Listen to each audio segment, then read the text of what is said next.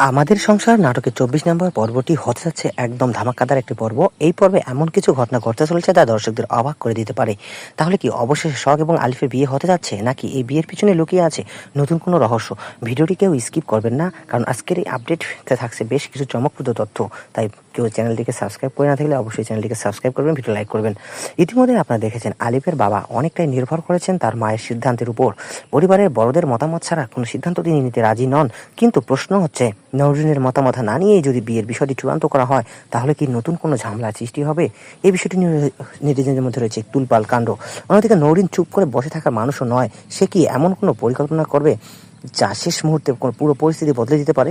দর্শকদের মনে এখন ঘুরপাক খাচ্ছে এমন নানান ধরনের প্রশ্ন। এদিকে আলিফের ছোট ভাইকে ঘিরে তৈরি হয়েছে নতুন জটিলতা।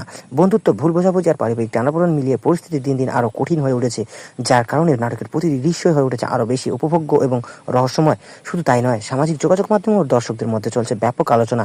অনেকেই মনে করছেন ২৪ নম্বর পর্বে এমন কিছু টুইস্ট আসতে পারে যা পুরো গল্পের মোড় ঘুরিয়ে দেবে। তবে আসলে কি ঘটতে পারে সেটি জানতে হলে অবশ্যই অপেক্ষা করতে হবে নতুন পর্বের জন্য। তাহলে আপনার কি মনে হয়, শখ এবং আলিফের বিয়ে কি সম্পূর্ণ হবে, নাকি নতুন কোনো বাধা এসে সব কিছু এলোমেলো করে দেবে? আপনার মতামত অবশ্যই কমেন্টে আশা করছি। ভিউয়ার্স, আমাদের সংসার নাটকের ২৪ নম্বর পর্বটি আপনারা আগামী বৃহস্পতিবার দুপুর ২টার সময় দেখতে পারবেন red films entertainment official YouTube চ্যানেলে।